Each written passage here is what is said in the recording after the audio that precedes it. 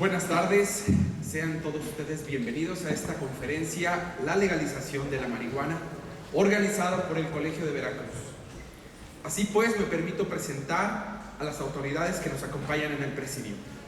Magistrado del Consejo de la Judicatura del Segundo Tribunal Colegiado en Materia Civil del Séptimo Distrito, el doctor José Manuel de Alba de Alba.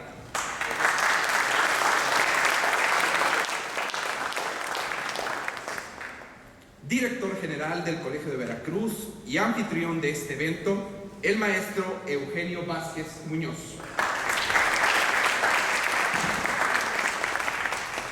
Subdirector académico del Colegio de Veracruz, el doctor Mauricio Lascurain Fernández.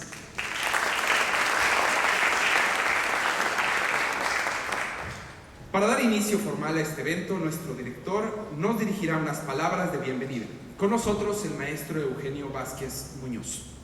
Gracias a todos por acompañarnos. El día de hoy nos reúne un tema que me parece que no solamente es polémico, sino que en el Colegio de Veracruz, como caja de resonancia social, nos corresponde tener este espacio para conocer los alcances, los límites y algunos de las consecuencias de esta llamada legalización del uso de la marihuana. Y es muy importante para este tema tener en mente que es un tema que no solamente está dirigido a ciertos sectores, ¿no? Como podríamos pensar a quienes ya hacen uso de esta sustancia de manera recreativa o adiccional, como se le quiera ver, sino tiene muchas otras implicaciones que pueden tener en mente usos médicos, usos medicinales y que pueden, algunos lo ven como un primer paso para ir hacia la comercialización y mucho más allá, como está sucediendo en muchas otras partes del mundo. Pero si hay alguien en Veracruz que está especialmente interesado en el tema y que es conocedor de él, es desde luego el magistrado de Alba de Alba. De este y de otros temas progresistas, diría yo, que trae en la agenda y que hemos comentado, que se dice que son temas lúdicos, coincido con él, son temas de interés general. Así que sin más, quisiera nada más pedirle al maestro de ceremonias que pudiera leer por favor brevemente la semblanza del magistrado para que pudiéramos dar paso al inicio de la conferencia. Muchas gracias.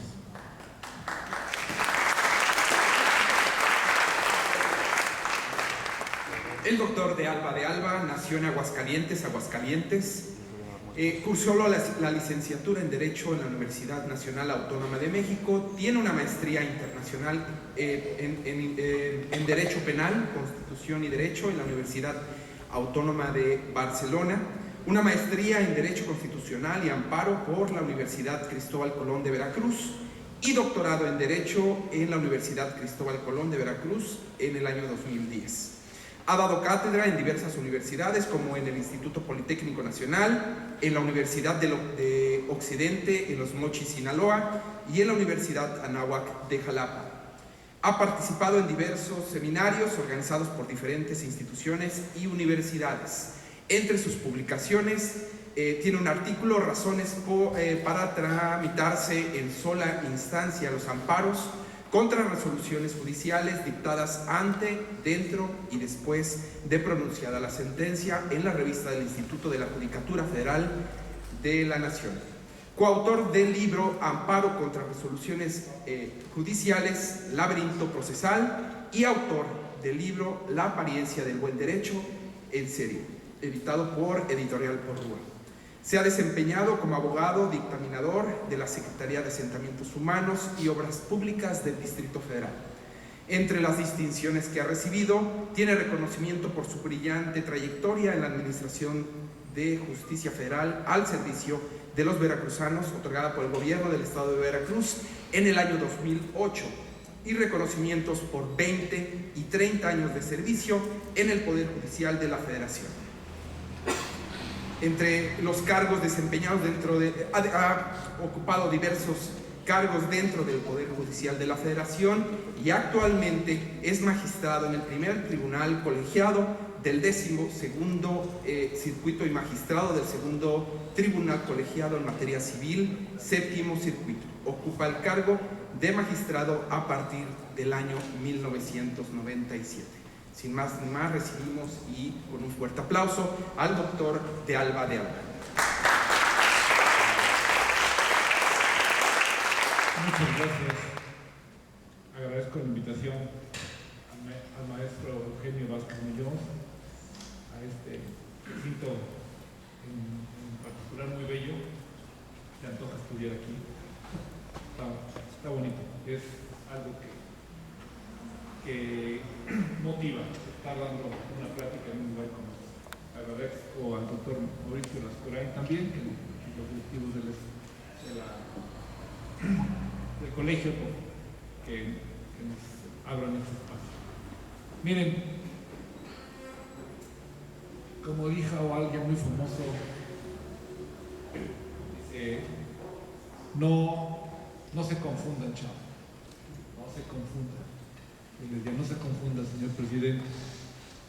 Los que pedimos la legalización de la droga, de la marihuana, no la queremos fumar. Los que pedimos la legalización de la marihuana queremos que se acabe la violencia.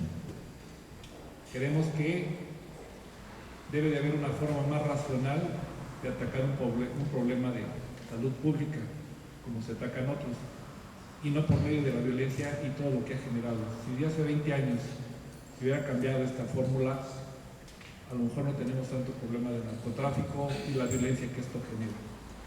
Todo lo que se discuta, aquí el punto que se va a manejar es, y lo que me parece muy interesante, de lo que no he encontrado alguien que me diga una argumentación que vaya en contra, es en cómo se formuló la argumentación de la sentencia. Ustedes van a encontrar argumentos de entrada que no son más que falacias, ¿no? Dicen, no se confundan, no crean mis hijos que vamos a poder fumar marihuana. Pues no, ni alcohol ni tabaco. Ya será decisión de cada padre y también ya será cada cuestión, pero yo creo que nadie se pone a tomar con su hijo de 12 y 13 años, ¿no? Que me disculpe, señor presidente, ¿no? O sea, si se piensa que porque está legalizado esto se va, yo puedo, y si lo hago, pues sería yo un mal padre, ¿no? Ese tipo de generalizaciones son falacias, no abonan al discurso. También, nada más, no se legalizó, nada más hubo un amparo y necesita 5, sí, por nuestro sistema de amparo tiene una gran deficiencia, esa fórmula Otero es deficiente, ya no es congruente, inclusive con los tratados internacionales, con el Pacto de San José, ya no lo es. ¿Por qué? Pues porque no hace una tutela efectiva. O sea, necesito 5 ejecutorias para que llegue a una declaratoria de inconstitucionalidad. ¿Y por qué no es a la primera? O sea, ya con esta sentencia no estamos hablando de que la prohibición que establecía los artículos que vamos a ver ahorita adelante no son inconstitucionales, pero no, ¿qué decimos? No. Esto nada más les aplica a ellos. Oiga, pensar así es pensar que tenemos un régimen de excepción para un determinado grupo de gentes y los otros se van a ir a la cárcel en las mismas condiciones y estos otros no se irían a la cárcel si van a tener la marihuana. ¿Sí me explico? O sea, ya habiendo sido declarado inconstitucional por la primera sala de la Suprema Corte de Justicia de la Nación, es inconstitucional. O sea, que requiera 5 ejecutorias es absurdo, ¿no? O sea, cuando es inconstitucional no por la 5ª ejecutoria, desde la primera que se dio.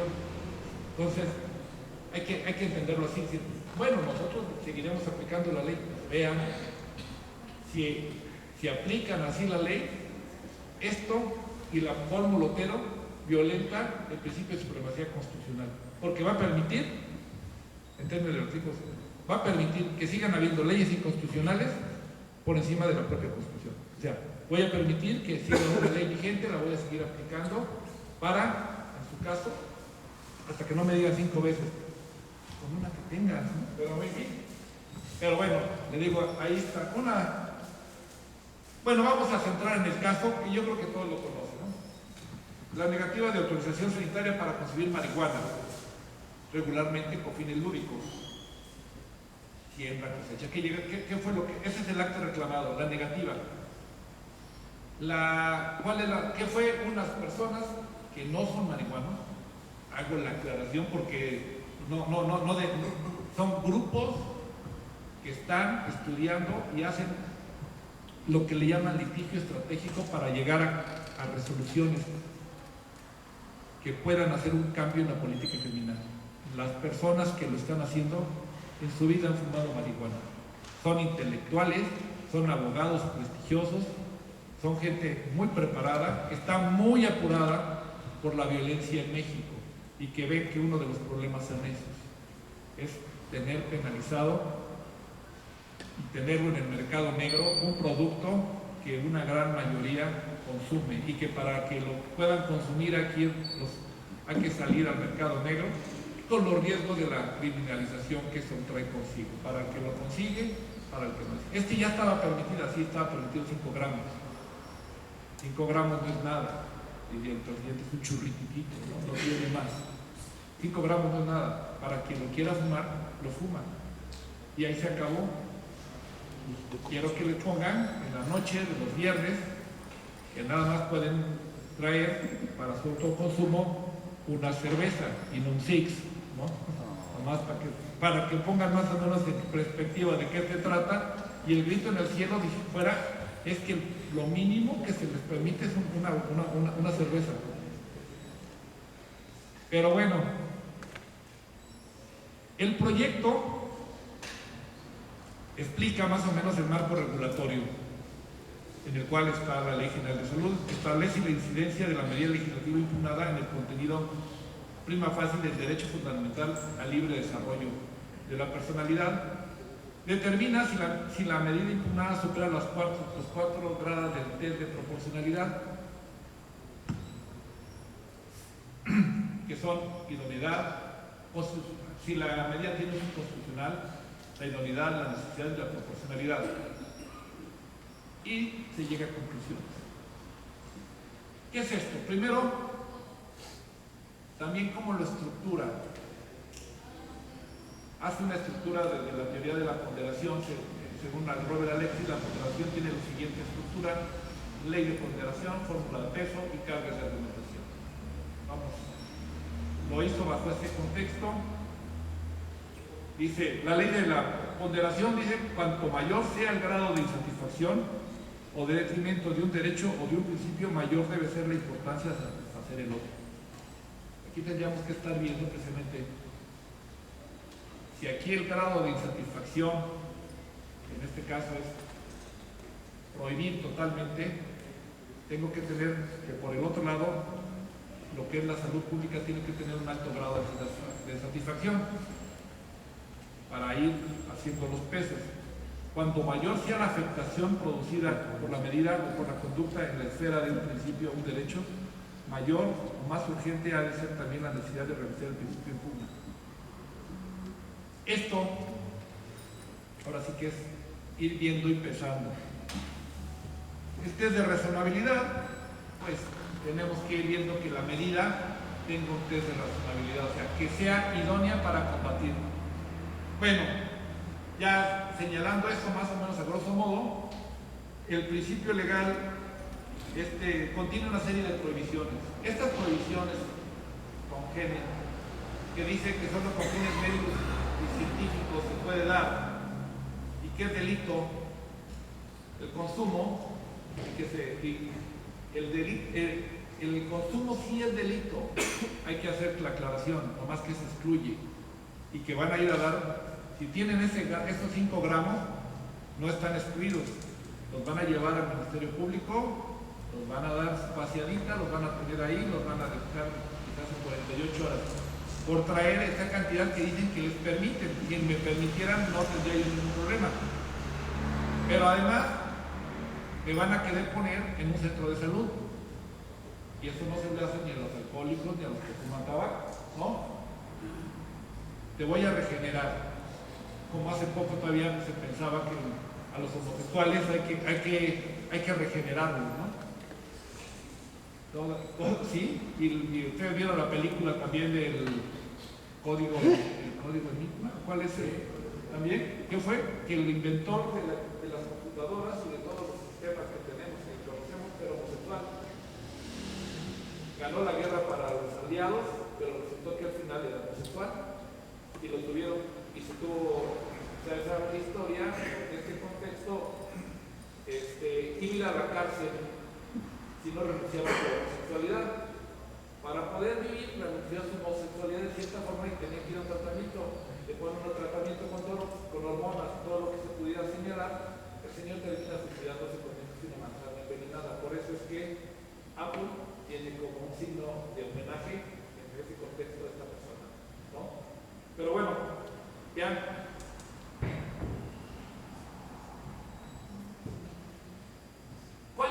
¿A dónde incide? A esto le llaman. ¿A dónde incide estas normas que no permiten consumir libremente la marihuana? Pues al desarrollo de la personalidad. Sí han empezado a manejar este principio, que son varios, artículo primero, artículo cuarto, en fin, son varios. ¿En qué sentido está esto? Permite que todos tenemos el derecho a decidir lo que es nuestra vida. Y ahí están, por ejemplo, sobre esta base que es muy interesante, el desarrollo de la personalidad. Por ejemplo, ya está el divorcio causado, que quiere decir aquel divorcio que no tengo que demostrar ya que es una causa. No tengo que sujetarme a un procedimiento y tener que demostrar que llega a resultar que una persona se casa con una persona muy buena en el sentido espiritual de la palabra y del otro también, pero llegan a ese contexto, pero llegan a pasar el tiempo en que ya, pues ya no, como dicen las muchachas que trabajan en el servicio doméstico, ya no me hallo, y ya no puede vivir con él, pero no le da ni una causal para poderse divorciar y va a tener que vivir 30, 40, 50 años con la persona. Aquí dice, ya no quiere. Aquí viene el desarrollo precisamente de estos principios que actualmente se están dando precisamente en la primera sala, ¿no? Bajo este mismo principio del desarrollo libre de la personalidad, pues también dicen, pues la gente tendrá derecho, digamos, a divertirse con alguna sustancia que le intoxique de su preferencia. Aquí les preguntaría, ¿creen que constitucionalmente esté protegido el derecho a emborracharse? Pues sí, ¿no? Si no estuviera, tiene que estar incidiendo con el libre desarrollo de la personalidad. Cada quien podrá llegar a hacerlo. Puede discutirse, ¿no? Pero ¿habrá un derecho? Sí. Pero como todo derecho, vamos a empezar a ver a ponerle límites. Vas a poder emborrachar en tu casa. No vas a manejar. Si manejas borracho, te metes a la cárcel. O sea, esas son las. Pero de entrada no está prohibido porque venden alcohol. ¿Sí? De entrada no está prohibido. De alguna manera está reconocido como un libre desarrollo de la personalidad, divertirse donde uno quiera. Habrá quienes piensen que no es correcto. Adelante, no hay problema. Y a veces, pero esto no puede llevar a que estas personas que piensan que eso no es correcto, debe de llevar al hecho de que se prohíba para todos. Como a mí no me gusta, lo prohíbo para todos. Es muy fácil llevar a cabo esto. Yo estuve alguna ocasión en Utah, ¿sí? En Salt Lake City, y bueno, y en Provo, todavía estamos en la universidad, ahí donde está Brigham Young, la universidad mormona. Mi hija fue a estudiar allá inglés. Pues ya que quiera mandar un hijo a Estados Unidos a estudiar y que esté tranquilo, mándelo a la universidad porque allá no pasa nada. Venden hasta unos tarritos que dice bebe, toma, fuma, diviértese, porque algún día podría estar en tu. ¿Sí?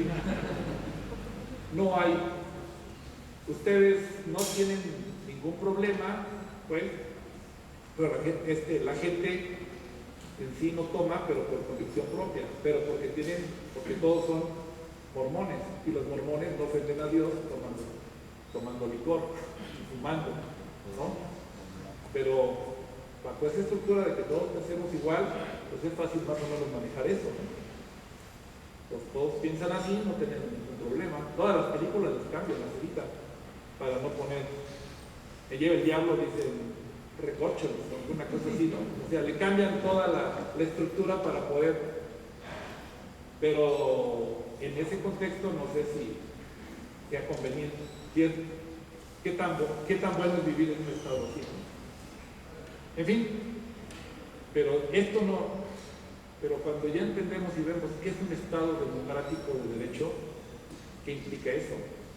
Que no solamente cómo se accede al poder por medio del voto, sino también que podamos convivir diversas formas de pensar respetándonos unos a otros. En la medida en que lo que yo quiera hacer,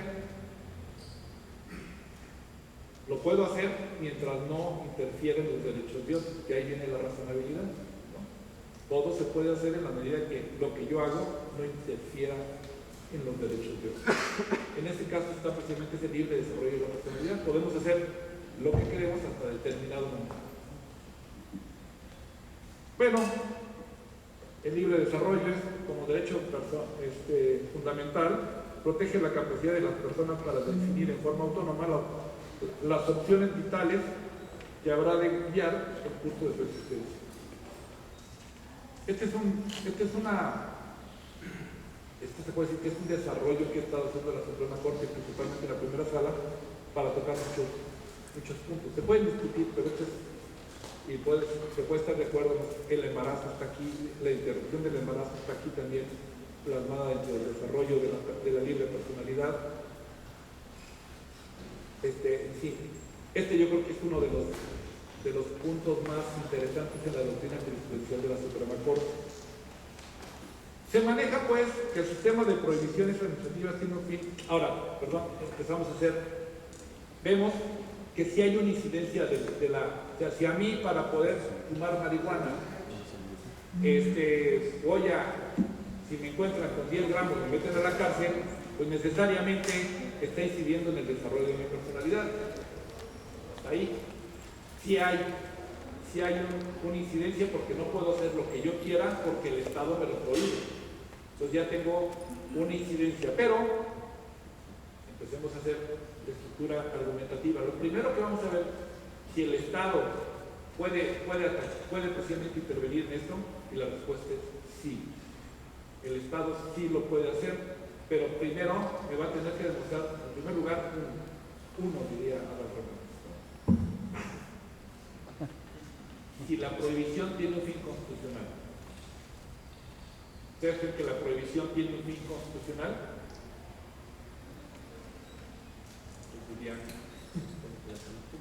La salud pública es un fin constitucional y nos interesa a todos la salud pública, ¿no? Entonces, es en el artículo 4 constitucional, ya lo tenemos. Pero el siguiente punto es la idoneidad. Ya hay uno precisamente para esta estructura argumentativa. Tiene un fin constitucional. Posteriormente veremos si este fin constitucional es idóneo con el que se está haciendo. La prohibición, el sistema de prohibiciones es idóneo para proteger la salud pública y pudiéramos decir que sí. Si lo puedo hacer efectivo y de cierta forma y a todos los que consumen, a todos los que venden, los logro meter a la cárcel o los jubilo, por poner algo, pues precisamente estoy abonando a la salud pública, porque si elimino el mal por medio de estas prohibiciones, estoy logrando el fin. ¿Sí? Pero ahí no acaba. Ahí no debe de acabar la argumentación. La estructura de la argumentación va a pasar a otro punto. Empezamos primero, ¿van bien? Vamos a ir haciendo la razonabilidad para ver si efectivamente si está justificado o no. ¿Afecta la salud? Vamos a ver por qué. ¿Sí? Lo que dice la primera sala es que observa que si bien la evidencia médica muestra que el consumo de marihuana puede ocasionar daños a la salud, se trata de afectaciones menores o similares a las que producen otras sustancias no prohibidas, de modo que no son graves. Empezamos a ver precisamente si no es grave, o sea, si partimos, estos son La Corte nos sostuvo en estadísticas correctamente establecidas. Entonces, aquí viene aquello de la ponderación. Si no es muy grave, no hay necesidad de tener un instrumento tan violento como es el sistema penal para combatir un problema que no lo es tan grave. Y empezamos a ver la desproporcionalidad. ¿Sí? Ya. Y el tema es, estadísticamente, ¿cómo se mueren más alcohólicos? Y la incidencia nos va a decir que de 100, 70 se mueren por alcoholismo, otro 15, 20 al tabaco, y por marihuana, según las estadísticas también, o sea, con datos ya empíricos, no hay muertes en ese sentido, ¿no? Estadísticamente hablando, o sea, son datos que da el, ¿cómo se llama? COFEPRIS, con sus estadísticas y sacan estos temas. No están inventados, ahí están los datos.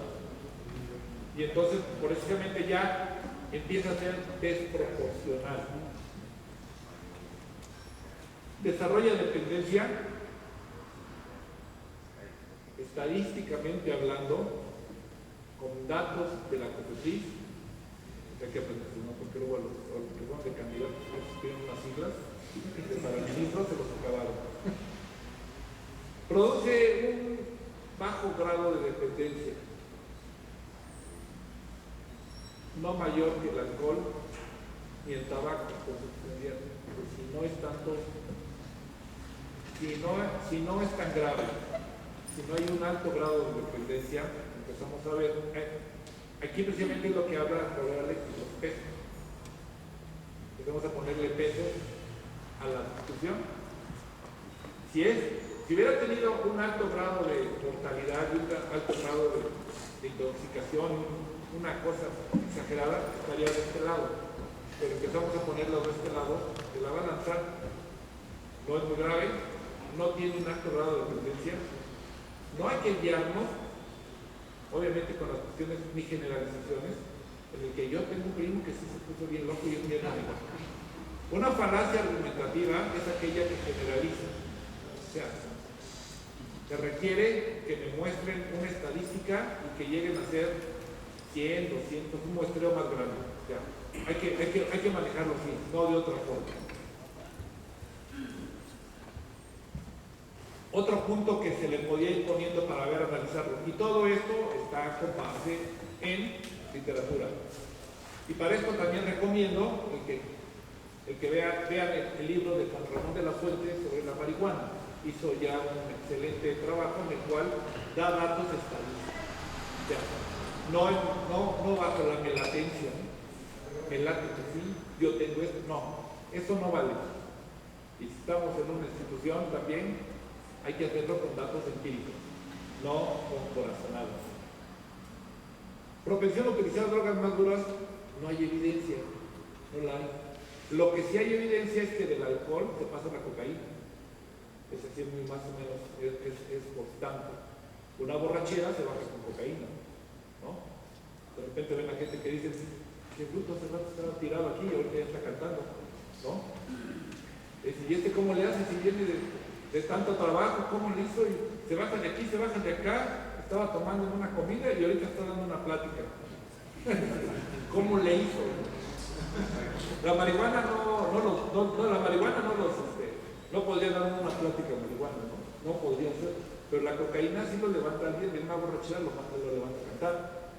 Ese ha sido uno de los grandes problemas de casi todos los artistas, que trabajan muy noche y que tienen que aguantar jornadas, toman y tienen que salir a veces con su público y se toman algo para poderse alivianar. Pero la marihuana no pasa las drogas maduras, el alcohol sí. El otro es una falacia, dice, hay que ver si cuando se usa la marihuana se cometen delitos. No hay muchos datos y la gran mayoría de los datos que hay es que los hacen los alcohólicos. O no los alcohólicos, los borrachos, porque hay que diferenciar entre una alcohólica y un borracho.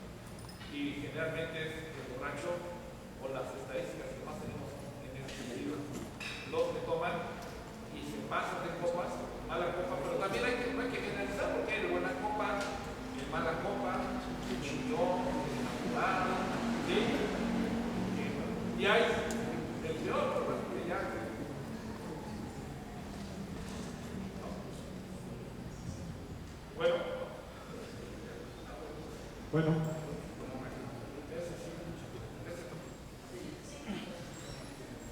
Bueno. Está bien. Bueno, tiene buena cosa. Estamos bien. No hay dato. Por eso les insisto, no llegar el que diga un dato de esta naturaleza me lo va a tener que demostrar. O sea, si yo voy a hacer una prohibición, tengo que dar el dato. O sea, la justificación para prohibir la tiene que presentar el Estado, no yo. No justificar que esto no pasa.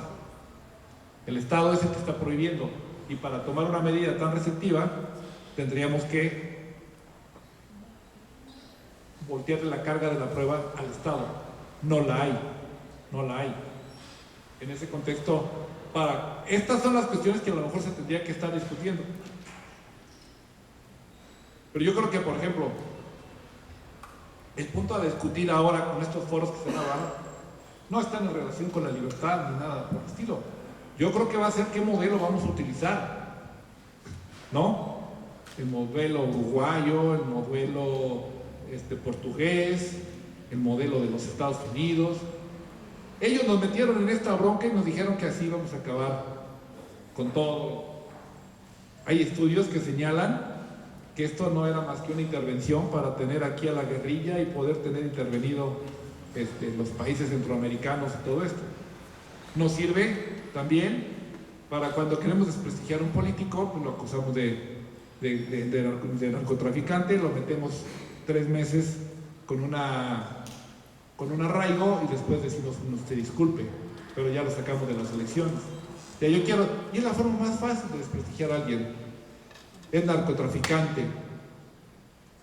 Y si alguien lo quieren amolar, por ahí un video, no me acuerdo, de una persona, un abogado, creo que lo querían, y le metían, por ejemplo, un arma, ¿no? Estaban los agentes de tránsito. A cualquiera de ustedes llega la policía, les pone un paquete y dice, trae droga. Es la mejor manera de criminalizar y de extorsionar, ¿sí?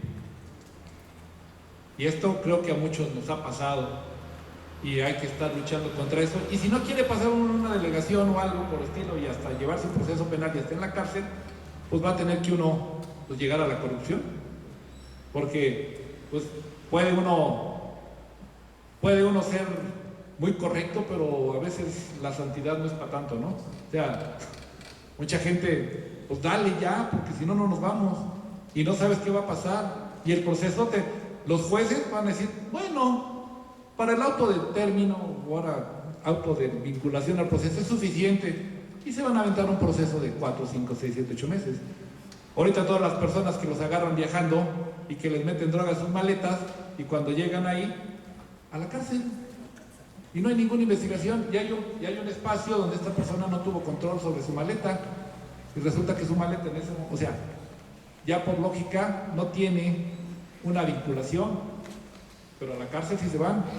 Y unos por cuestión que han tenido el apoyo de su universidad y los medios, pero otros se han quedado. Imagínense cuánta gente tenemos en la cárcel por esto. Villaldama la podíamos bajar de 1/3, fácil. Y no todos a los que cayeron ahí no son delincuentes.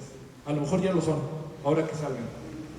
Pero en su momento nomás eran pachecos. No. Entonces la idoneidad, ya entrando al tema de la idoneidad, como les decía, vamos a ver si esto es idóneo. Los daños a la salud son de escasa entidad, son bajos. Sin embargo, ello no es obstáculo para concluir que el sistema de prohibiciones son medidas idóneas. Sí puede ser idóneo, pero los daños son de escasa entidad. Entonces, vamos a pensar que sí, entonces tenemos que pasar. La necesidad de la medida existe. Hay que ver, pasamos a otro grado. Es idóneo, pero vamos a pasar a ver si existe otras medidas. Y es ahí donde empezamos a ver. No habrá otra medida para solucionar este pequeño problema de adicciones. Así, este pequeño problema de adicciones. porque no es el gran problema de adicción del alcohol. Es un pequeño problema de adicciones en cuanto a su porcentaje. Y la pregunta ¿es constitucional proteger la salud? Sí.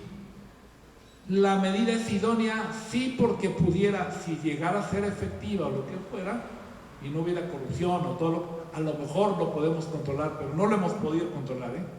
Tenemos 70 años tratando de controlar este sistema, la adicción a la marihuana por medio de la violencia, por medio del ejército, por medio de las agencias. ¿Y saben cuánto cuesta? ¿Y saben cuánto dinero hay al respecto? Para mí, atrás de todo esto hay mucha corrupción y mucho dinero que alguien se está llevando. ¿Saben que recibimos una cantidad para el combate a esto?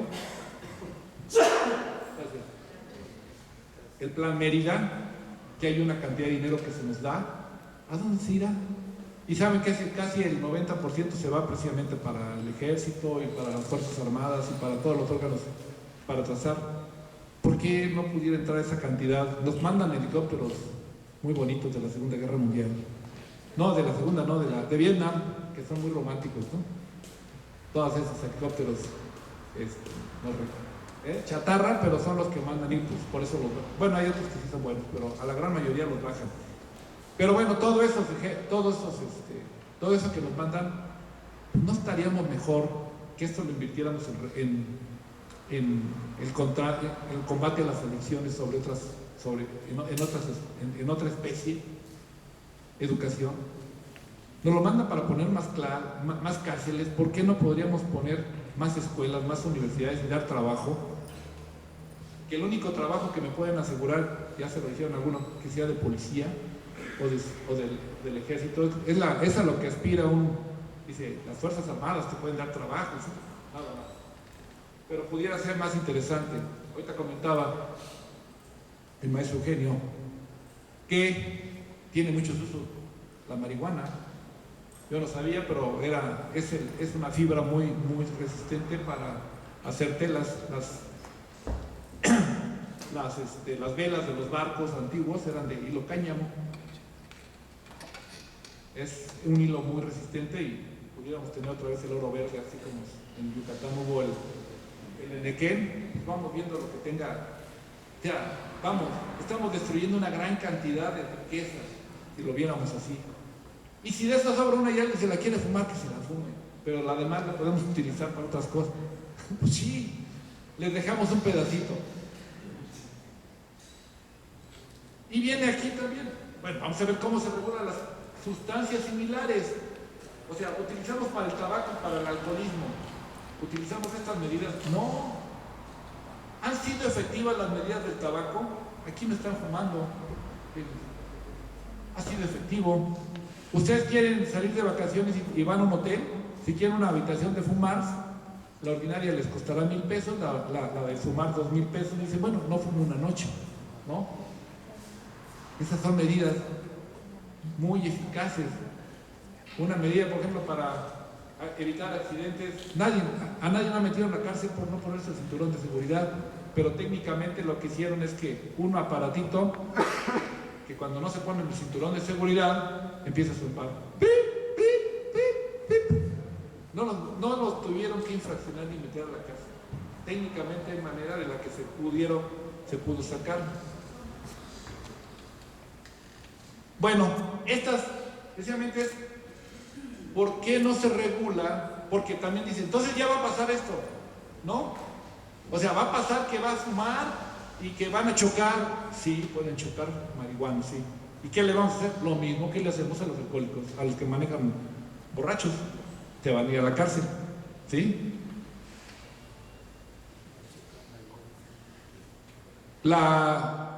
Este es precisamente porque ya no es necesario, o sea, no es necesaria la forma de regulación. Como se está haciendo, provoca mucho mal. En el derecho comparado, pues ya tenemos que en Estados Unidos hay una gran cantidad de, bueno, por ejemplo, por señalarles algo más como una curiosidad, Obama dijo, como mota, Bush, Patricia Mercado, y le hicieron un escándalo. Le hicieron un escándalo a Patricia Mercado, ¿no? En su momento. al doctor Báez, si no me acuerdo, que estaba procurador del Distrito Federal, alguna ocasión dice, pues vamos a acabar con el narcotráfico en las cárceles, vamos a dárselo nosotros. ¿Cómo? De todos modos lo fuman y de todos modos la tienen, vamos a quitarla y vamos a controlar. Es lo que hizo en Uruguay, ¿sí? Lo que se hizo en Uruguay, vamos a tener el control nosotros del mercado y nosotros lo regulamos y se acabó. ¿Para qué nos metemos en problemas? Bueno, podemos. Entonces vemos, en este caso, que la evaluación, ya cuando le ponemos pesos, parece que no tiene tanto peso la prohibición. No soporta este sistema de ponderación, al menos esta fue la argumentación que estableció la Corte. Entonces, en la proporcionalidad salió más caro el caldo que las albóndigas, ¿no? Exageramos en un problema. Alguien señalaba que la sentencia, bueno, sí, ya lo que dijo el tribunal, ya no. Efecto de la sentencia, se concede el amparo para que se les autorice. A los señores no van a... Están apurados los de la COFEPRIS, ¿cómo lo van a ejecutar? No van a ir a ejecutarla porque no quieren sembrar marihuana. Esta fue una acción inteligente de personajes que querían dar una puntilla en un tema que no se había tocado, que había sido, pero esto es lo que se le conoce con litigio estratégico, como ya les decía. Vamos a cambiar por medio de los tribunales. La Corte se metió y legisló, no legisló. La Corte aplicó la Constitución. La Corte, cuando resuelve, no legisla como aquel que señalaba con el sentido negativo de Kelsen. No. Bajo nuestro sistema tenemos una norma superior y esa norma superior es la que rige. No se legisla cuando la que se aplique es la norma superior y no se aplica la norma inferior. No se legisla en ese contexto. Entonces, son esas las circunstancias que dieron lugar. Sí al derecho a decidir, se dice no al crimen. Esta es más que todo, pues a lo mejor le toca aquí al colegio hacer algún foro más adelante, porque ahora van a estar todos estos temas. Y ahí es, yo creo que donde debe basarse.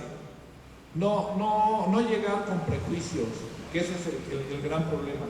No se está fomentando el uso de la marihuana, que quede claro, por si, que no se confundan, ni para poder estar con sus hijos echándose un churro, no, que sí es fácil para ellos porque lo pueden hasta salir con el Estado Mayor Presidencial y se los consiguen. O sea, no tiene el problema que tienen cualquiera de ustedes. Ustedes si van y consiguen un churro, sí se van a ir a la cárcel, ¿sí?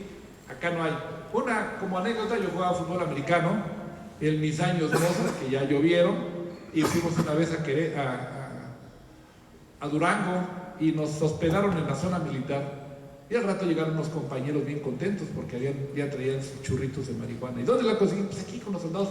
Nos habían prestado las instalaciones del campo militar para quedarnos y nos hospedamos en las barracas de los soldados y ya andaban, nosotros ya habían conseguido marihuana. O sea, está ahí.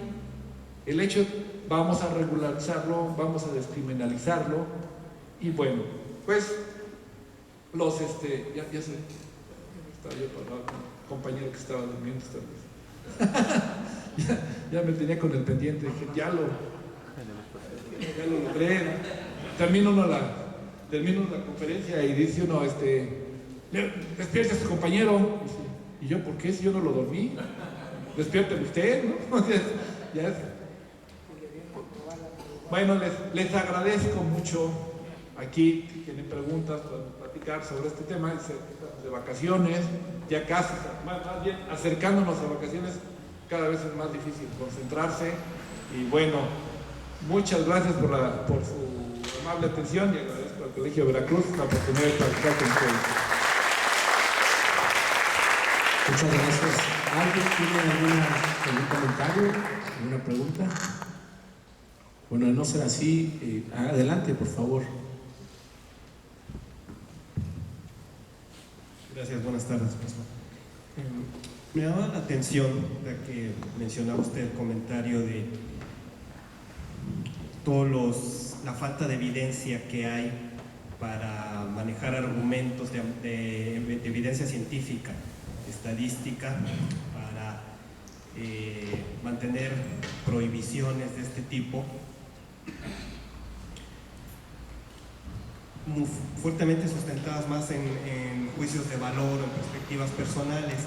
Yo recuerdo hace poco también cuando el gobierno federal en la Corte, también en la Cámara, se estuvieron haciendo foros, la argumentación del doctor Manuel Mondragón, que él decía, aseguraba que si se permitía la legalización, los niños que iban a crecer en un entorno viendo a sus padres consumirla, absolutamente, para él seguramente iban a ser delincuentes, sin tener más perspectiva, más pruebas, más evidencias que su argumentación. Y esto me remite un poco a qué es lo que podemos sí demostrar, o qué argumentos sí podemos tener, estadística, científico, para demostrar otra cosa. Y es que uno de los temas en los cuales más se argumenta para no permitir la legalización o ampliar los rangos es que es el vínculo asociado quizás no tanto la sustancia, sino lo que implica su manejo en la ilegalidad, ahí sí en torno a la delincuencia. Dicen, quizá la afectación del consumo de la droga no sea tan dañino, pero todo el trasiego que implica manejarla debajo del agua, llevarla a Estados Unidos, Europa, a los principales consumidores aquí, eso es lo que sí genera mucha violencia y mucha delincuencia. Pero el acceso a esa información, a las estadísticas de la delincuencia, de las desapariciones, del crimen organizado, de todo lo que pudiera asociarse al consumo de la marihuana, esa información no es disponible. Como investigadores, yo la he solicitado, ¿no? Y es información confidencial. Desde mi trabajo actual en posición de gobierno en el ayuntamiento, hemos solicitado información de seguridad pública y aún siendo ayuntamiento nos la niegan. Entonces, eso también parte tendría que ser de las reformas que se tendrían que trabajar para hacer un marco legal que permita tener acceso real al asunto de la seguridad pública y las estadísticas asociadas a la delincuencia, para que se puedan vincular o no al consumo o no de la marihuana o de otras sustancias. Me gustaría saber su opinión, doctor. Gracias. Bueno, es muy interesante el punto y precisamente nos lleva a la que ¿quién tiene que demostrarlo? Si usted pide información para saber cuál es la incidencia y no se la dan, pues no tiene peso argumentativo lo que quiere, lo que dijo el doctor Mondragón, ¿no? Dice, me ocultan información para no dejarme utilizar una droga. ¿De quién tendría que ser la carga de la prueba? De quien prohíbe. Si voy a prohibir algo, tengo que tener, como dirían en el rancho, los pelos de la burra en la mano, ¿no? Si no los tengo, estoy nada más con conjeturas. Uno de los problemas también que se manejan, estamos asociando, no cabe duda, yo creo que eso sí hay una gran evidencia. Sí está demostrado que la marihuana y el manejo de la marihuana produce la violencia. Eso sí está demostrado. O sea, los cárteles, todo esto. Pero sobre esto hay experiencia empírica. La prohibición de Estados Unidos, había una gran criminalidad en relación con el consumo del alcohol. Cuando se quitó la prohibición, bajaron los índices delictivos y los que antes eran grandes traficantes después se convirtieron en senadores, empresarios. La familia Kennedy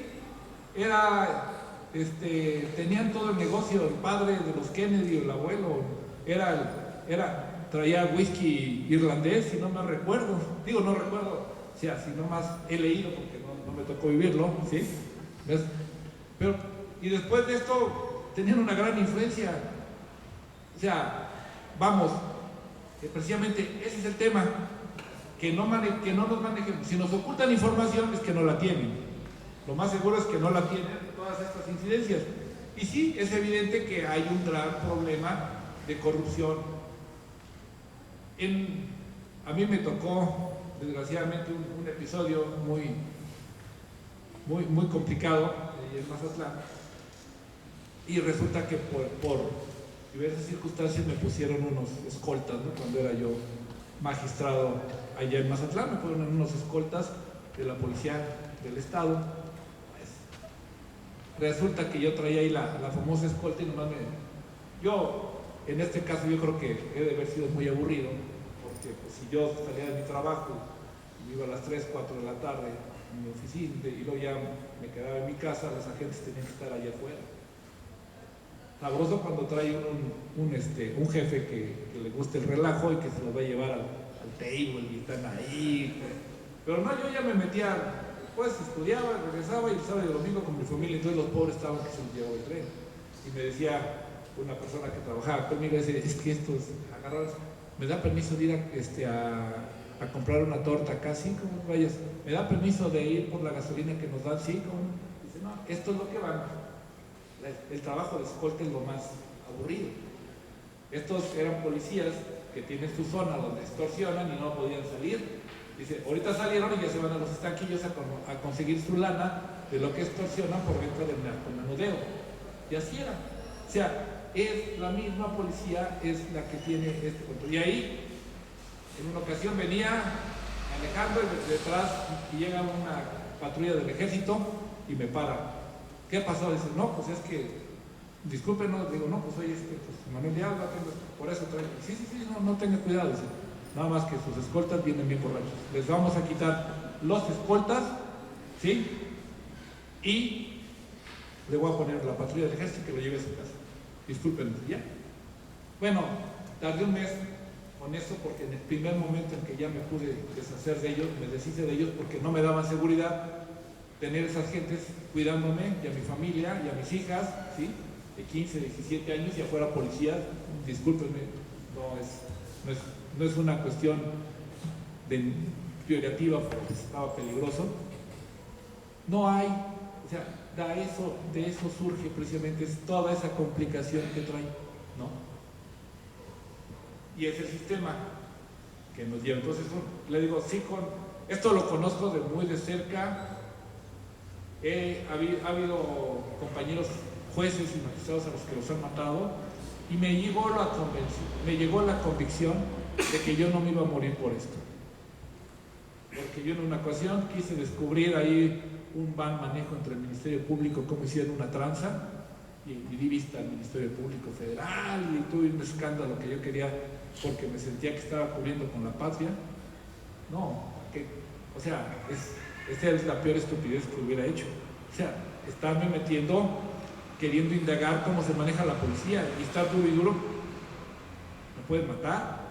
Si eso es común. O sea, está sumamente corrompida la policía, los ministerios públicos. En los jueces no tanto porque no nos llega, afortunadamente. A los jueces nos llega depurado. Si no se arreglaran en el Ministerio Público y nos tocaran juzgar casi todos los asuntos como llegan, no depurados, decantados, como se dice muy elegantemente, ¿sí? Tendríamos un gran problema. Y me llegó a tocar casos en que veía yo, en alguna ocasión, ya les comento más o menos rápido, qué es lo que me lleva, pues precisamente agarran un tipo con el papá y el hijo en una camioneta llena de drogas y de armas. Me los consignan, pero ya no, eso sale en el periódico, los agarra el ejército y los pone en el Ministerio Público. Cuando consignan, me consignan nada más al muchacho, ¿no?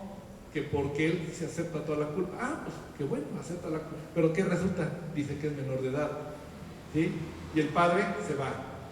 Se ve que se arreglaron en el Ministerio Público porque no lo sueltan uno tan rápido en ese contexto, ¿no? Ah, pues el muchacho se echa la culpa y entonces ya me presentan un acta de nacimiento de 17 años de un poblado que se llama Cacahutlán, allá para Sinaloa, por Rosario, Sinaloa, como 20, 40 horas de la civilización. Pues ahí voy a mandar, me dicen, hay que mandar en esos casos a checar si en el libro del registro civil de allá existe un espacio. Me dice el Ministerio Público adscrito, dice, mire, esto es muy común, yo fui director del registro civil y lo más común es que siempre dejan un espacio en el libro para poder poner una anotación y va a ver. Dice, pero pídaselo, además de esto, pídalo directamente al registro civil, a la oficina central de Culiacán. Pues lo hice y cuando regresa el otro, aquí tengo el acta, le digo, pues aquí no está. Y el otro y el abogado nos tomaron el pelo, ¿sí? Señor, ya le digo, de vistas, el Ministerio Público, que se haga la investigación, etc. Bueno, no pasó nada. Sí pasó más adelante porque yo dejé a esta persona, la dejé en la cárcel. Y lo que sí pasó fue que al abogado lo mataron. Ya, no cumplió porque así es como se cobra. Pensaron que, y pensé yo, pudo haber dicho el abogado, es que ya estaba arreglado, pero el juez se rajó y me hubieran matado a mí. Y así es. Así está todo lo que se maneja con el narcotráfico. Entonces, ¿por qué no? Y entre más se involucra primero la policía y luego los ministerios públicos y luego el ejército, que dicen que es nuestra institución más pura y todo esto ya lo estamos echando a perder, ¿no? Entre comillas, ¿no? Entre más gente se involucre, más gente, hay mucho dinero para esto. Adelante.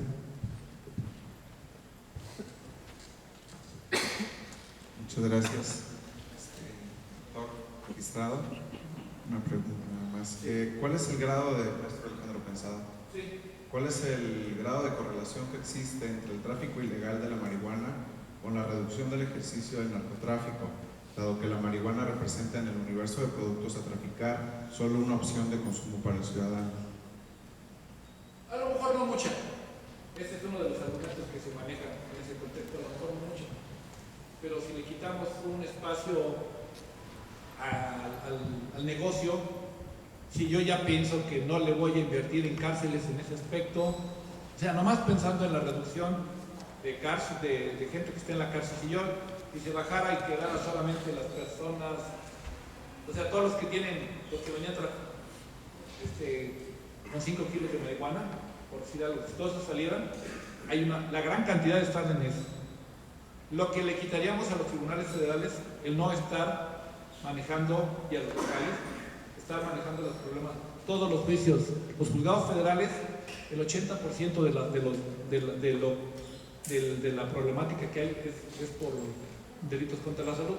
Nada más pensando en eso. Y si pensamos también lo que deberíamos de ahorrarnos, el no mandar al ejército, a que estén agarrando en los aviones, y que vayan, ¿cuánto ha de costar ir a tirar a mano amapola en la sierra de Guerrero y tener ejército ahí? ¿No podría estar mejor ese ejército en otro contexto? Nada, o sea, quizás no lo sea todo, pero hay que empezar por algo.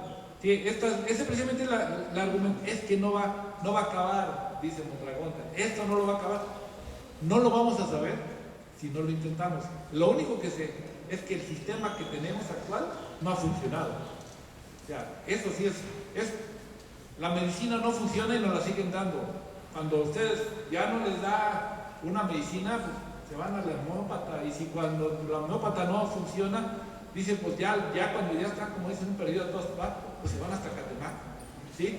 Las opciones, pero no seguir con la misma que tenemos 70 años que no ha funcionado. O sea, si me dicen que está funcionando, porque también me decían, es que va a aumentar el número de niños, y precisamente en una plática con que estaba también el director de salud aquí del estado, decía, si ha empezado a incrementar el número de niños que fuman marihuana, digo, y estaba prohibida, ¿no?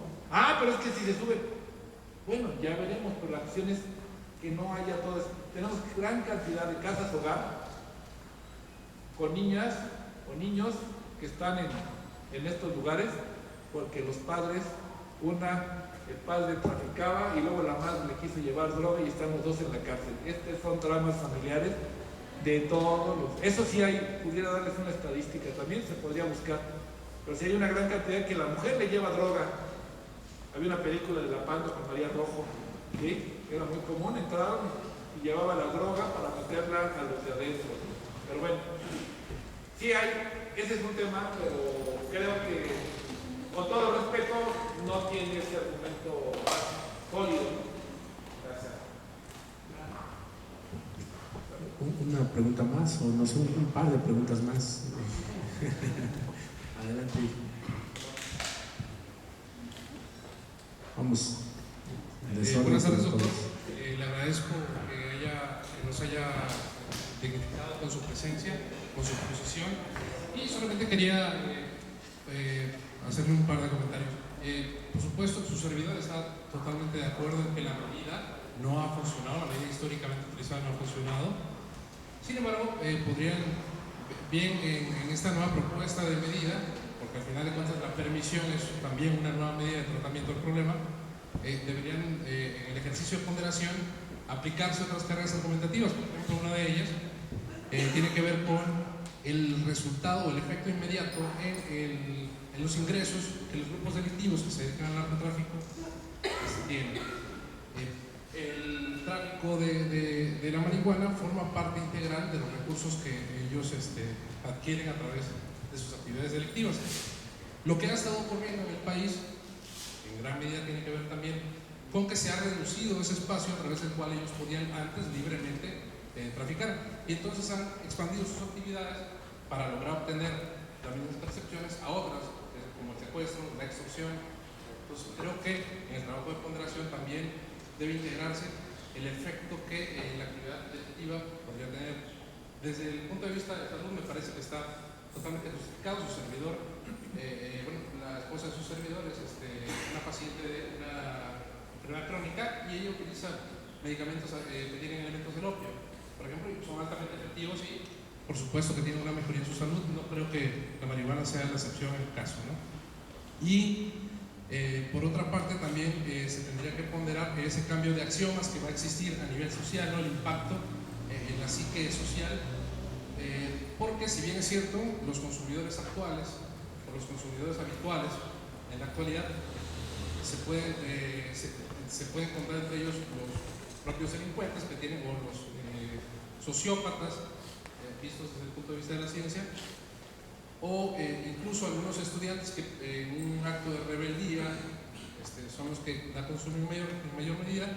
A través de la eliminación de la prohibición, sí, en lo personal, quiero decirlo, considero que podría haber un boom al romperse ese ritmo, ese espacio en el axioma de que las propias leyes positivas imponen. O sea, sí se podría esperar un boom en el consumo una vez que se autorice, me parece. Es todo, señor. Bueno, creo que el boom pudiera darse, pero precisamente hay que controlarlo con otros métodos, no la prohibición. Esto, o sea, de que puede existir un boom, no puede darse. Pero no sé, ahorita todos ustedes que digan, hoy se legaliza y vámonos, órale, vámonos aquí a la, iba a decir, no, es a lo mejor no está tan lejos y huele por aquí cerquita. Vamos allá a conseguirla, ¿no? Yo creo que creo que precisamente la educación es la base. La otra, pues creo que la marihuana no es un delito que nos afecte. O sea, si ustedes ven que alguien está vendiendo marihuana al otro, se lo está fumando, creo que no sentimos ese rechazo social. Sin embargo, si alguien está violando a alguien o si alguien está secuestrando a alguien, creo que eso no lo podíamos callar. Y creo que le estamos dedicando más dinero a eso, o sea, a la marihuana, cuando a lo mejor podemos dedicarle precisamente más dinero para eliminar secuestros, extorsiones, todo eso que efectivamente, además de que viene, pues yo creo que también sí tiene que haber todo un planteamiento, pero no solamente de la marihuana. O sea, es que ponemos ese pretexto, pero yo creo que tenemos que invertirle más a educación, invertirle más a generar empleo, eso, en la medida en que se puede controlar eso, se acaba todo lo demás, ¿sí? Si cambiamos, si para un campesino le resultaba ser más fructífero sembrar una hectárea de marihuana que una de tomate, pues obviamente que además en el tomate le va a costar trabajo a Estados Unidos si lo detienen y todo lo que implica, y la marihuana siempre hay manera de cómo se llega. Inclusive ya, si vemos que ese es el negocio de la marihuana, créanme que estamos llegando como con el petróleo, ¿sí? Lo empezamos a liberar y lo privatizar para sacarle más dinero cuando ya se acaba. La marihuana, para pasar a Estados Unidos, ya al rato no les va a interesar. California produce la mayor cantidad de marihuana de los Estados Unidos. Ya la marihuana de los Estados Unidos es mejor inclusive que la marihuana de México. O sea, eso ya, si es por el mercado, les va a dar lo mismo. En Colorado ya tienen su mercado, tienen su droga, ya. Y eso lo decía Broso, dice, estamos llegando al mercado tarde, ¿sí? Hubiéramos dejado entrar y ganar esa ganancia, tener esa ganancia, pero ahorita ya en California es un estado que produce marihuana más que Michoacán, más que Sinaloa, y de mejor calidad, ya se decía, 10 menos, ¿sí? O sea, sí hay, o sea, estas son las cuestiones en las que no tenemos evidencia. Pensamos que estos se van a pasar a esto, porque ya no van a vender. Bueno, pues no importa, o sea, es que si esto no era delito como tal, pues no hay que apurarnos por ese, hay que apurarnos por los delitos que tienen un gran impacto y no los que no lo tenían. O sea, creo que estamos perdiendo el tiempo en esos delitos que no son de impacto. Se hace mucha faramaya, las quemas de marihuana que uno como juez federal lo invitaban y quemaban un montón de es pura finta, a lo mejor era pura hierba y ya por allá ya habían limpiado la marihuana para venderla bien. El mercado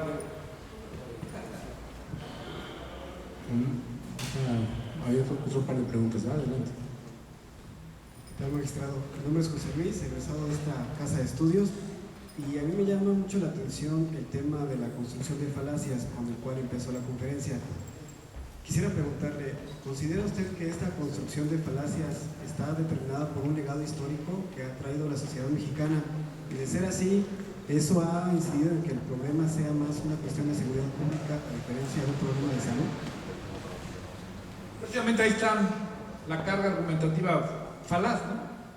Lo convirtieron en un cargo de seguridad nacional que sí llegó a ser, sí está manejado como... O sea, si lo seguimos trabajando desde la prohibición es un caso de seguridad nacional y sobre eso se va construyendo precisamente con argumentos poco sostenidos y que dan lugar precisamente a este gran problema que tenemos. Si es un problema de seguridad nacional, ¿cómo están? Por eso es decir, no le podemos cambiar la vuelta, el giro, dejar que deje de ser de seguridad nacional para que pase a ser un problema de salud pública. O sea, sí, y vienen todos los argumentos, como bien comentamos, si usted, y sin que sea privativo, de alguna manera vienen sin sustento empírico.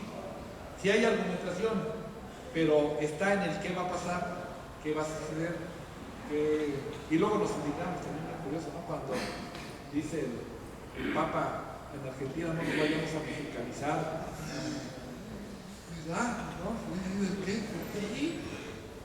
Ustedes nunca han ido a Estados Unidos, nunca han ido a Europa, por señalar es algo que cuando llegan a una frontera, antes, hace 15 años, ustedes llegaban y vamos a cambiar, y veníamos en el carrito esos los de turista, no turistas, sino de turismo, y ya, a ver, nada más los que van a sacar sus papeles, los colombianos. Y uno se tiene que gacho, los colombianos. O sea, qué feo. Y ahora son colombianos mexicanos, órale, a registrarlos porque quién sabe si traigan droga. La mera verdad es que sí, la mexicanalización, como dijeron también el presidente de Uruguay, el anterior, no queremos que yo voy a legalizarla porque no quiero tener el problema de México. Punto.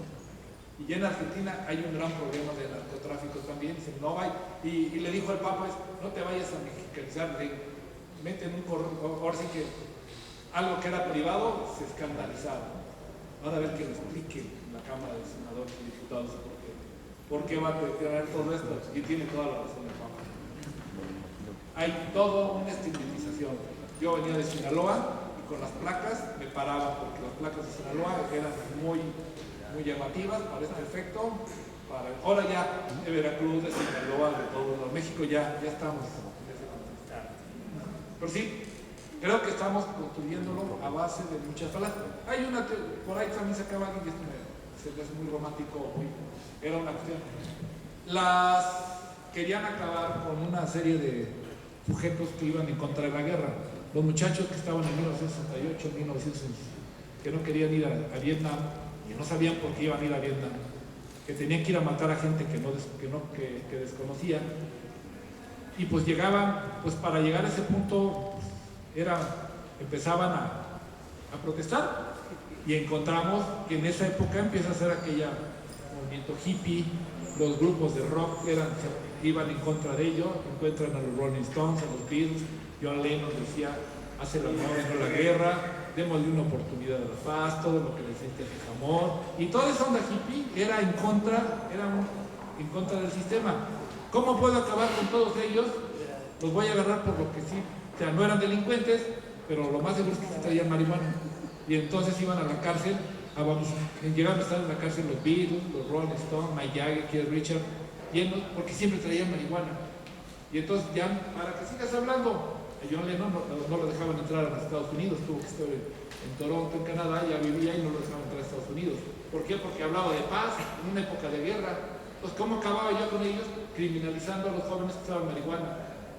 Estás utilizando la droga que yo no uso. Si tomaras whisky, a lo mejor no hay problema. Pero si fumas marihuana, sí, porque ese es el de la contracultura. Era la parte de la contracultura. Todos los cantantes de rock generalmente habían fumado marihuana. Entonces, hay mucho. Era una manera de atacar. ¿Perdón?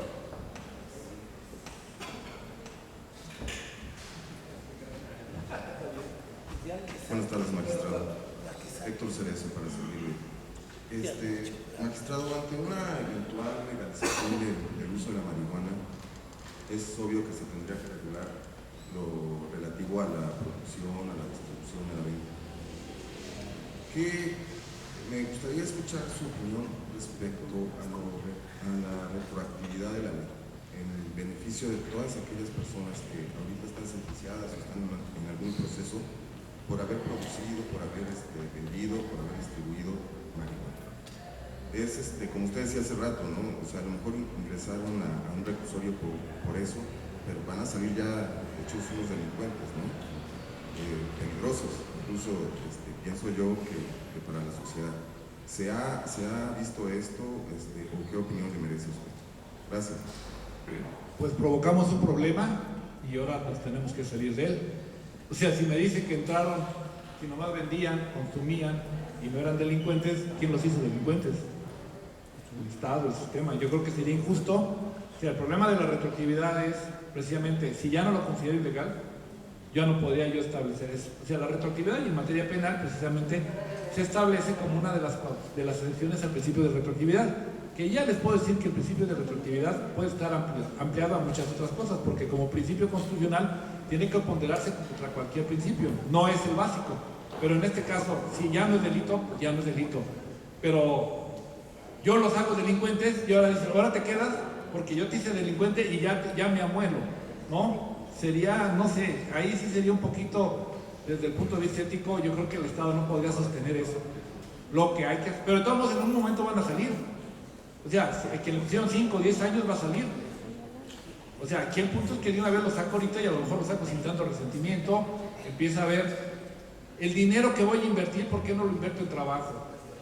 Que salgan estas personas que les pongo un trabajo, en fin, que hagan canastitos de marihuana, aprovechando hacen su creatividad, hacen pasteles de marihuana, porque también se come, también por ahí se Doctor, buenas tardes. Carlos Pedreguera. De lo que comentaba ahorita, bueno, me quedo reflexionando, me llevo muchos puntos, pero dentro de las reflexiones, todo aquello que está detrás de esta penalización de la marihuana, ¿no? Por un lado, recordé cuando Joaquín Sabina dijo que esa estrategia de Felipe Calderón del combate contra el narcotráfico era una situación inocente. No creo que sea inocente, más bien creo que hay un trasfondo que ahorita me deja reflexionando, ¿no? Emmanuel Wallerstein dice que los ingresos que se obtienen, en su teoría del sistema mundo, que los ingresos que se obtienen del narcotráfico pues es una cantidad increíble que permite sostener al propio sistema. Entonces, eso por un lado.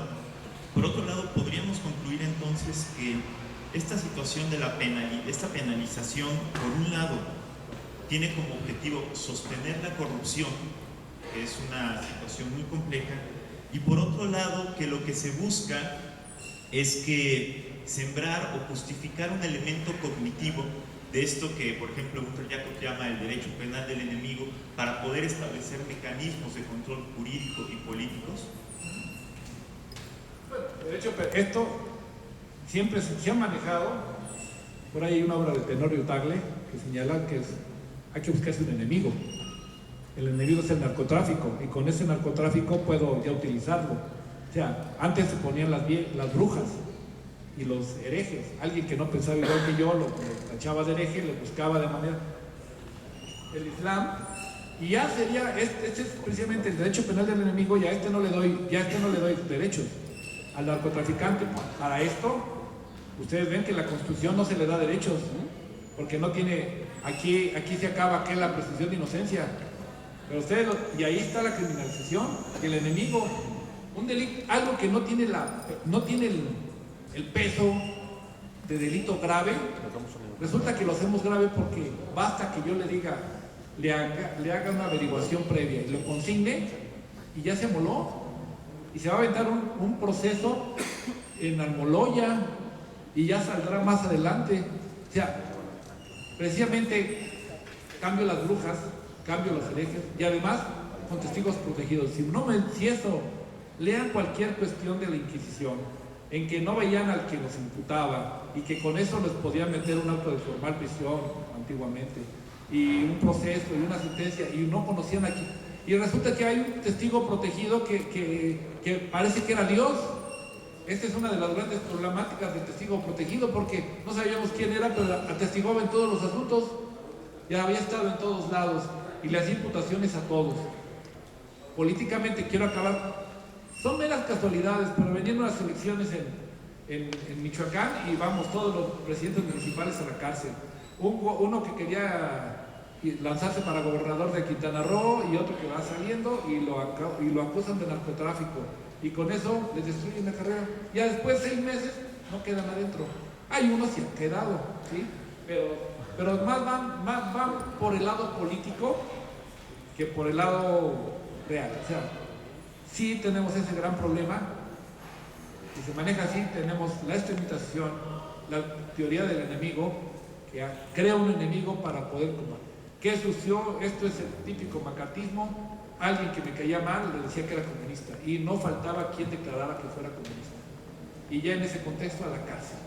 O los excusaban, tuvieron que salir gentes como Charles Chaplin de los Estados Unidos, en fin.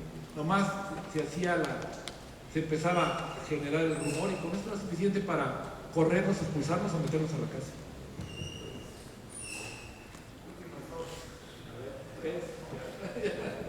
Buenas tardes, señor. Dentro de la instauración del control difuso de convencionalidad, el Poder Judicial lleva un control acerca de los artículos, de qué leyes han sido declarados inaplicables y cuáles sí y cuáles no. ¿Hay un control acerca de esto? ¿Cómo el control? ¿Qué hay? Sí, dentro de esta aplicación del control difuso de convencionalidad se lleva un control de cuáles se han dejado de aplicar. Bueno, si lo vamos a decir, la jurisprudencia nos puede dar el dato. O sea, la jurisprudencia, no sé, ¿qué control hay y cuántos números? Hay, ya es un sistema, el control difuso es un método de interpretación de la Constitución que ya se permitió a todas las autoridades para que lo pudieran, al menos del ámbito jurisdiccional, para que cuando van a aplicar una norma puedan decidir si es constitucional o no. Y en caso del control difuso por órgano del Estado, por ejemplo aquí del Estado de Veracruz, lo único que tendría es la no aplicación. Llevar una estadística en este aspecto, hay jurisprudencia, si puede uno ver un artículo y ver si ya hay alguna declaratoria de constitucionalidad en ese aspecto. Ahora, no necesariamente tiene que haber jurisprudencia. Yo tengo un caso donde yo advierta que tengo un juicio, que tengo un artículo que se está aplicando y es inconstitucional, ahí llego control difuso. O sea, no se hace un listado tasado de cuáles han sido declarados. Hay unas que son muy conocidas, otras que no lo son totalmente conocidas, ¿no? Pero no hay, así como para que se guíe, usted va a aplicar una norma, busca en el JUS y analiza a ver si por ahí le aparece que tenga alguna declaratoria de inconstitucional. Si la tiene, no la aplica. Por ejemplo, el matrimonio entre personas del mismo sexo. O sea, se hace el control, usted entra y dice personas del mismo sexo, matrimonio, y le va a aparecer dónde está declarada inconstitucional, y ya le sirve especialmente para que usted no aplique esa norma. Pero no hay un listado así. pero hay manera de localizarlo. Hola, buenas tardes, doctor. Mire, lo quiero aprovechar al máximo. Tengo 3 preguntas. La primera es, Ignacio, lo estoy escuchando hablar y menciona todos esos sucesos, las trácalas, como menciona usted que se maneja la policía, el ministerio, los sistemas públicos, y llego a pensar que en realidad todo esto es como una forma de poder generar un espectáculo para que ellos se puedan seguir quedando con dinero. Entonces, aquí nace la pregunta, que es la primera: ¿en qué momento y con qué razones o fundamentos se puede llegar a legalizar en totalidad la marihuana? De ahí la siguiente pregunta es: ¿qué nos toca hacer, qué me toca hacer a mí o a nosotros para que esto suceda? Y allá hablando al futuro, cuando se legalice, ¿a qué retos o qué proyectos nos estamos enfrentando para ahora generar un impulso y que nuestra sociedad no se vea mermada por esto? Bueno, yo creo que los retos, así como están, es esperar a que sucedan.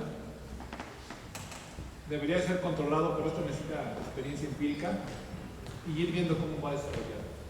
Y yo creo que hay que invertirle más a la salud, hay que invertirle más al empleo. O sea, no queramos una persona, a veces me llama mucho la atención y es un ejemplo que les llega, se les ponen limpiavidrios y les dicen: yo no les doy porque luego se drogan. ¿No? No, dales. Y si se drogan, bueno, y si no, que coman. O sea, es un poquito esa cuestión de que no tenemos todavía ese conocimiento.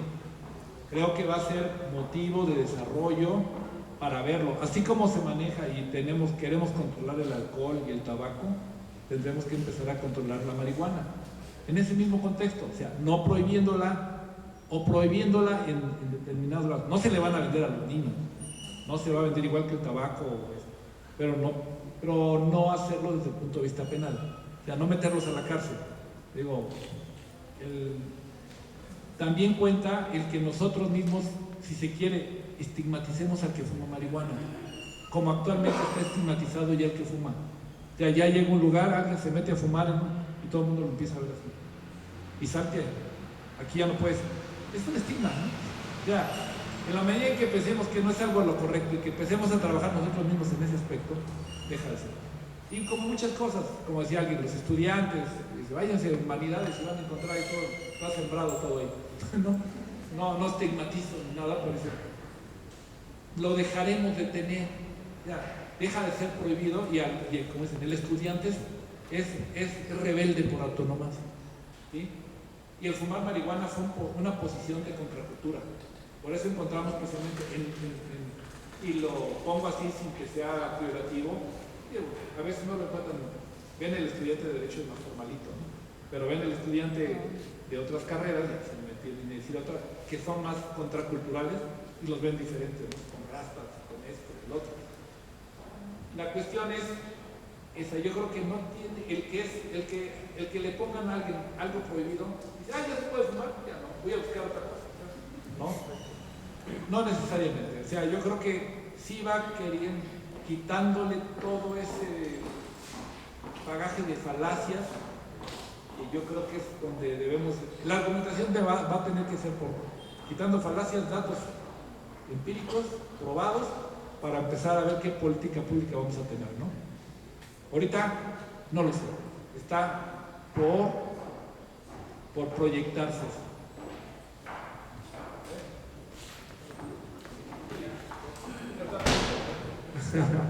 Sí, muy breve, por favor, adelante. Magistrado, si me lo permite, nada más dar una opinión personal, estoy confundido, dado no entiendo muy bien cuál es el enfoque.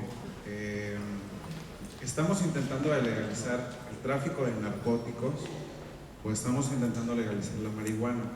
Le comento por qué. Si vamos a legalizar la marihuana, considero que debería descansar sobre una teoría más médica, dado que, como usted lo ha expuesto bien, pues si una persona en Ámsterdam ya es legal la marihuana, va a buscar el LSD, si es legal el LSD va a buscar hasta el cocodrilo, ¿no? El más potente.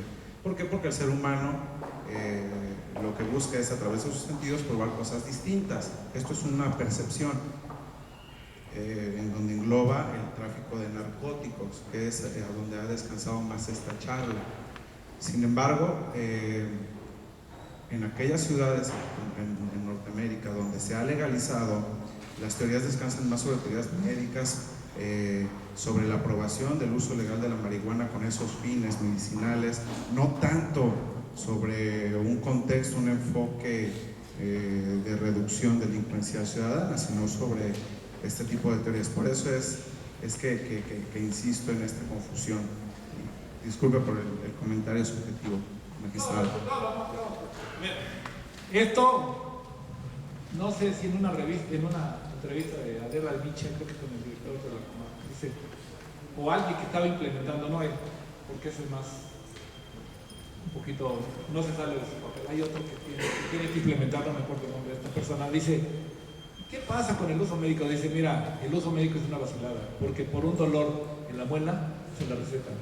O sea, es una manera de empezar a hacerlo, ¿sí? Que si para la riuma, te la receto. Que si para el dolor de oreja, para los nervios, te la receto. Entonces, los doctores recetan para eso. Entonces, él de entrada y ya se compra varios carrufos y se van a sus fiestas. O sea, a mí me decían, cuando me decían, es que 5 kilos de marihuana es potencialmente, como para ponerle una pena, es algo muy peligroso. Pues depende cómo se vea. Esa es una conjetura, porque también pudo haber sido una fiesta, ¿no? Con 5 kilos de marihuana se fue una fiesta. No se puede basar el derecho penal a base de conjeturas de lo que pudiera haber sido. O sea, debo estar sobre hechos reales, las conjeturas no pueden servir. Entonces, bueno, creo que no tiene razón. Yo diría la legalización total, pero ese es el boom, así como que dicen, ¡ay, qué va a pasar! No va a pasar nada. La gente a veces se autorregula. O sea, llegaron.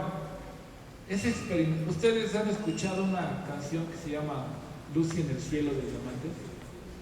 ¿Le entienden? Pero es bonita. Es preciosa.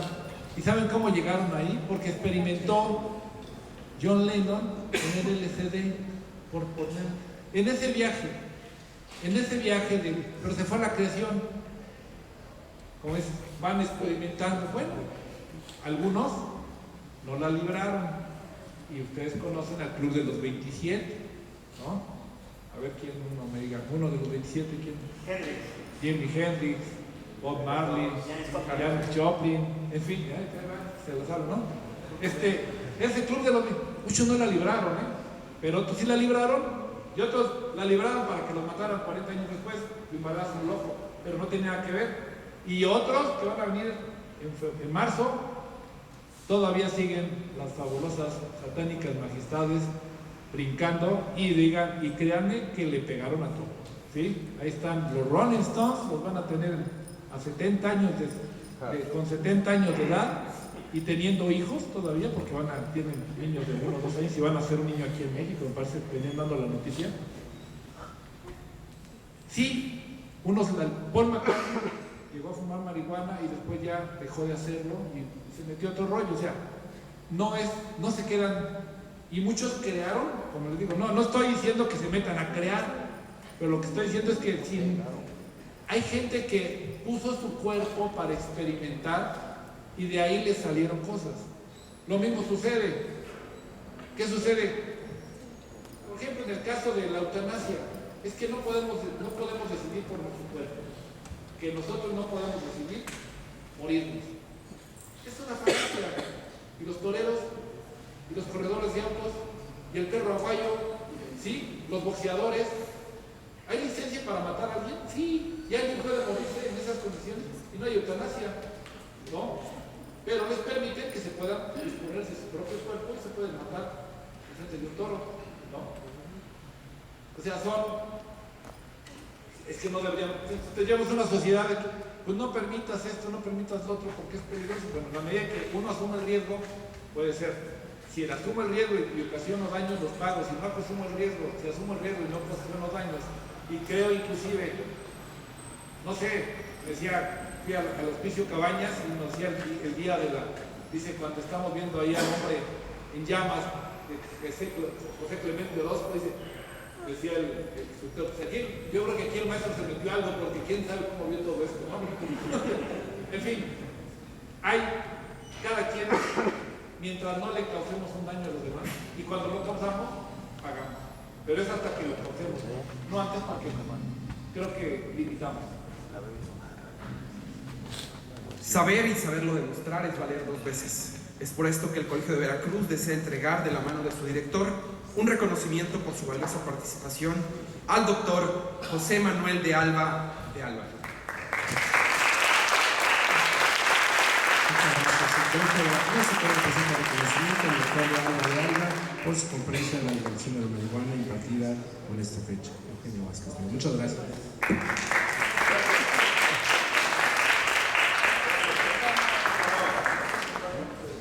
De esta manera damos por terminado. Les agradecemos a todos ustedes su presencia. Buenas tardes.